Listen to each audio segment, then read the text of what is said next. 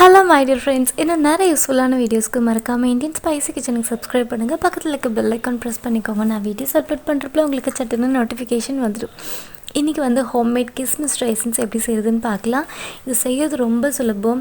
இப்போ சீசனில் வந்துட்டு காஞ்ச திராட்சை பச்சை திராட்சைலாம் வந்துட்டு சீசன் இருக்கிறப்போ நம்ம கேஜி கணக்கில் வாங்கிட்டு இந்த மாதிரி செஞ்சு வச்சுக்கிட்டோம்னா நம்ம எப்போ வேணால் யூஸ் பண்ணிக்கலாம். இது வந்து ரொம்ப நாளைக்கு ஒன்றுமே ஆகாது.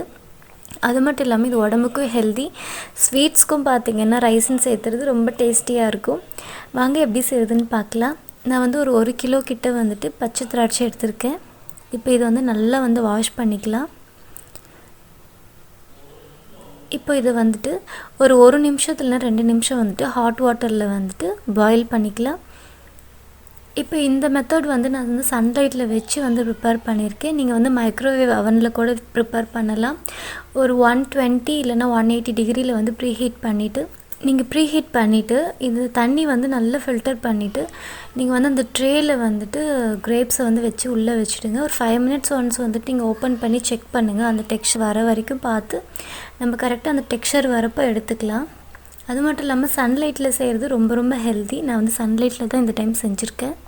இப்போ வந்து இதில் இருக்க தேவையில்லாத தண்ணி எல்லாத்தையுமே நம்ம வந்து ஃபில்டர் பண்ணிக்கலாம்.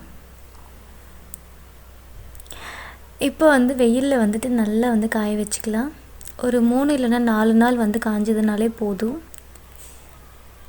இந்த மாதிரி டவல் வச்சுக்கிட்டிங்கன்னா உங்களுக்கு வந்துட்டு ஈவினிங் டைமில் வந்து சன்லைட் போனதுக்கப்புறமா எறும்பெல்லாம் வந்துடும். ரொம்ப ஸ்வீட்டாக இருக்கிறனால எறும்பு வந்துடும். அந்த டைமில் வந்து நீங்கள் என்ன பண்ணுறீங்கன்னா டவல் வந்து ஒரு சின்னதாக நாட் பண்ணிவிட்டு ஒரு டேப்பில் இல்லைன்னா ஒரு கம்பியில் வந்து கட்டி விட்டுருங்க. மார்னிங் வந்து சன்லைட் வந்தோடனே இந்த மாதிரி வந்து ஸ்ப்ரெட் பண்ணிக்கோங்க. இப்போ நானும் வந்து பேபியும் வந்துட்டு ரைசன்ஸ் வந்து பார்க்க வந்திருக்கோம். இது வந்து ஒரு 2 டேஸ் ஆகிடுச்சு. கலரும் வந்து நல்லா சேஞ்ச் ஆகிடுச்சு. சாப்பிட்டு பார்த்திங்கன்னா செம்ம ஸ்வீட்டாக இருக்கும். இந்த மாதிரி ஸ்டேஜில் இருக்கிறது சாப்பிட்றதுக்கு ரொம்பவே நல்லாயிருக்கும். நல்ல ஒரு ஃப்ளஷியாக நல்ல டேஸ்ட்டாக ஜூஸியாக இருக்கும். இப்போ பாருங்கள் சூப்பராக காஞ்சிட்டு இருக்குது. நீங்கள் வந்து ஈவினிங் டைமில் எடுத்து வச்சுடுங்க. ஏன்னா எறும்பு வந்துடும்.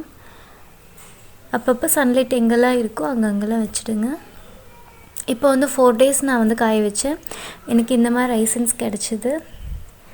இது வந்து நீங்கள் ஒரு டீப்பாயில் வச்சிட்டிங்கன்னா குழந்தைங்க போக வர சாப்பிட்டுப்பாங்க. இப்போ சம்மர் வேறு, ஹாலிடேஸ் வீட்டில் இருப்பாங்க இல்லையா, அந்த மாதிரி டைமில் வந்துட்டு நீங்கள் வச்சிட்டிங்கன்னா நல்லா வந்து சூப்பராக சாப்பிட்டுப்பாங்க. குட்டி பேபிஸ்க்கு வந்துட்டு நைட்டு வந்து தண்ணியில் ஊற வச்சுட்டு ஒரு 1 இயர் மேலே இருக்க பேபிஸ்க்கு மார்னிங் வந்து சாப்பிட்டு கொடுங்க. ஒரு 1 இயர்க்குள்ளே இருக்க பேபிஸ்க்கு வந்துட்டு நல்லா வந்து மேஷ் பண்ணிவிட்டு கூழில் வந்து சேர்த்து ஊட்டி விடுங்க. இந்த வீடியோ உங்களுக்கு பிடிச்சதுன்னா லைக் பண்ணுங்கள். மறக்காமல் உங்கள் ஃப்ரெண்ட்ஸ் அண்ட் ஃபேமிலிக்கு ஷேர் பண்ணுங்கள். இந்தியன் ஸ்பைசி கிச்சனுக்கு சப்ஸ்கிரைப்